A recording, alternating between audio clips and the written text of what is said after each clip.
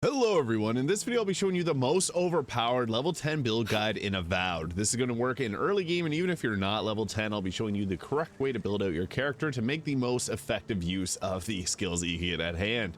Now there's some nice abilities from all three skill trees that I'll be covering, because we can actually make this character very powerful if we use specific builds. Now you don't have to have this gear that I have, but using dual pistols is actually one of the best ways to deal a ton of damage. The first skill that we want to go for is the Tanglefoot here, which allows you to bind a target in place. It only uses 20 essence. What's nice about this is you can stop a boss from running towards you, and this lasts for 8 seconds, which is actually crazy. So we're going to roll with that one first. The next one that I think works very well is actually the constant recovery here. What's nice about this is anytime you get hit, you can recover 50% of the damage that you took if you just let yourself not get hit for some time. So this can be really nice for keeping your character alive, because you're going to get hit. It's inevitable. Even if you dodge perfectly, sometimes you're just going to get hit, and being able to recover any health that you lost is massive. Now there's some other good ones here, like being able to increase your overall health, but I think it's actually best to go into the wizard at this point here and add in some more skills from this. Now, one of the most powerful is Arcane Veil. This creates a powerful shield around you for 20 seconds, and it makes it so that you take 25% less damage, and you spellcast without getting interrupted. So this can also block incoming arrows and stuff at later levels. You want to have this, and if you have a grimoire that allows you to cast this, you can cast it at a higher spell level than what you have, so that can be really nice as well. So after getting this, you could go with the grimoire mastery. This gives you access to a lot of more powerful spells. But I also think that going back to the ranger and taking marksman is just really nice, because guns are going to be the most damaging attacks that we got. So taking this and upgrading it to level 2 gives us a 40% increase to our damage, which is no small number. You can hit really hard with that. So that's really nice. You can also go with a steady aim to increase your power attack whenever you're using, and it'll slow time down. And you can even take this to level 2 to slow time by 50%, which can be really effective. Parry is also kind of nice if you're able to use it to block, but I actually prefer dodge rolling in this game, so that works a little bit better. At this point, we can also upgrade our Tanglefoot to make it deal poison damage, which is going to hurt the enemy over time. And then we can go back and take Grimoire Mastery, because this will give us access to like Fireball, Crackling Bolt, which is a lightning skill that'll bounce around from target to target, and it's actually very damaging. And also having Blizzard's nice. This will actually count, so if we have a Grimoire on our character, we don't have to worry about being able to cast it. So you can see here that we have this on one of our skills here. So we have the Fine Grimoire of Greater Elements. A normal Grimoire is going to give you Arcane Veil, so you can actually get the upgraded version of that pretty early on. But going with this gives us all these level 5 spells here, which are very powerful. So I'd recommend going that route. I also did a build previously where we focus on wands, and you want to take all these skills and go dual wands and cast a lot. But from my testing, it's actually better to go with guns, because they just go a whole lot harder. So upgrading your steady aim as well to 50% is pretty good too, so you can slow enemies down, get some headshots off a little bit easier. And I also like to go with this to reduce the stamina cost. If you got points available, you can go with the evasive to be able to give yourself extra dodges without losing. You lose less stamina from them. But getting into our character here, so having some constitution is nice, because it's going to give you maximum health and resistances to bleeding and poison. But dexterity is really where we want to build around, because this is useful for every single skill that we use. Increases our attack speed as well as our action speed. Perception is also nice too, because this will increase our critical hit chance. So going with a decent perception can be pretty effective, because it's going to give us better damage overall. And it'll also increase our overall range, so that we can hit from further away. Intellect's nice because this will give you essence and elemental resistance, but I think it's best to go with a bit of might and a bit of constitution here. So taking our constitution up to about that. We still have 7 points here. Resolve is not actually that good, I'll be honest. It does give you more stamina, but the amount of stamina that you get is not actually as good as some of the other options. So intellect for additional essence can be nice, and then putting the rest of our points into our dexterity as well as perception to get these up as high as possible.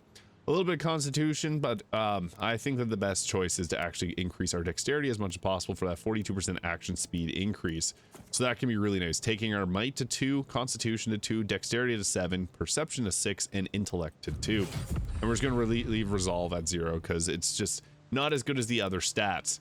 Now into our inventory, I'm using a few different weapons. If you can get lodestone, it's going to be one of the best melee weapons early game to go with, because it can stun enemies. And then the offhand, I have the Fine Grimoire of Greater Elements. And then for my main hand, typically we're going to be using pistols. Go with the best pistols you can find. If you got the lower tier, that's totally fine. You don't have to have exceptional ones. They're going to hit really hard regardless of what you got going on. Obviously best armor, but I like to go with light armor or medium armor roughly. And if you can find Bael'thel's grimoire as well, this is actually a really good offhand one because it can give you the corrosive siphon, which will allow you to heal yourself. Arcane Veil, which can, you can get that level 2 casting, which will reflect arrows. It also gives parasitic staff, as well as the blizzard. So if you wanted to go with that instead of the fine grimoire of greater elements, it's nice because that'll give you the higher level casting. So what this ends up looking like is we have the grimoire here, so we can apply the different attacks from that. And we also have a melee weapon if things get close to us. For the most part, we want to be using our guns, however, because these are going to hit the hardest, and the damage potential of the pistols is actually crazy, guys.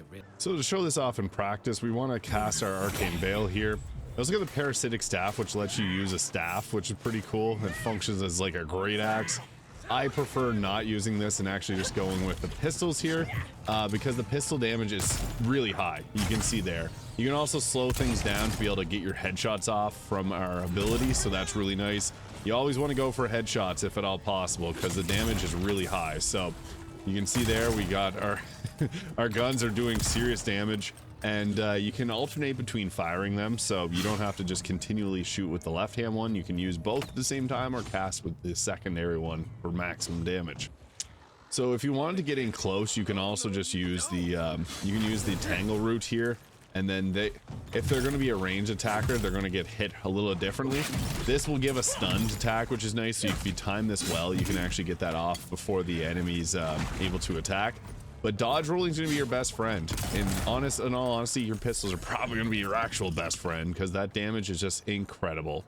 If we instead use a fine grimoire of greater elements, we can always recast our ability there, and then we can go ahead with our chain attack here, which can bounce between targets. These are resistant to it, so we can drop down our ice storm here. They're also resistant to that, so this is a good fight for our guns. So you can see there, they hit hard, and if you're able to launch those headshots, you can take them out really quickly.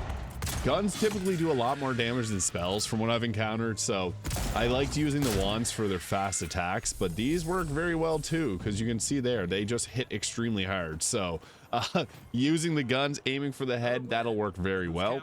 So to really put this into perspective, we got our tangle route here, which we're going to apply to a target, and you're going to slow time down, aim for the head there, get your headshots off. We typically just want to shoot for head if all possible. If you can build up the stun, you can see 1,000 damage at level 10. That is crazy. So these pistols go off really hard.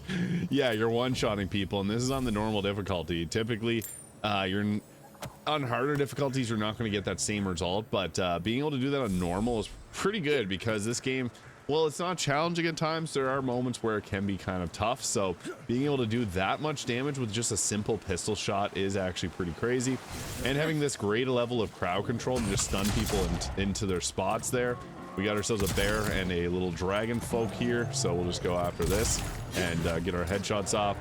Now, you really want to focus on crowd control if all possible, and that's why we have that ability there, which can stun for 8 seconds. That's really good, and we can go ahead there, get our headshots off. But yeah, you want to try and kite people around as much as possible, and that's exactly what we're doing here. You can see that we're throwing something at us, so we'll just take them out because they have the range attacks. And don't let things overwhelm you. So these spider minions, pretty hard hitting. We got light armor, so we get hit really easily. But for the most part, headshots with this, and you'll do a crazy amount of damage. Another 1,000 shot on that. And yeah, alternating between your guns is going to be probably the best way, because then you can get these shots off really easily. And there it is. That is the most OP level 10 build guide in Avowed. Double guns work really well, so try them out. You won't be disappointed. Let me know if you have any questions regarding this, and hit the subscribe button below if you haven't already, and I'll see you all in the next video.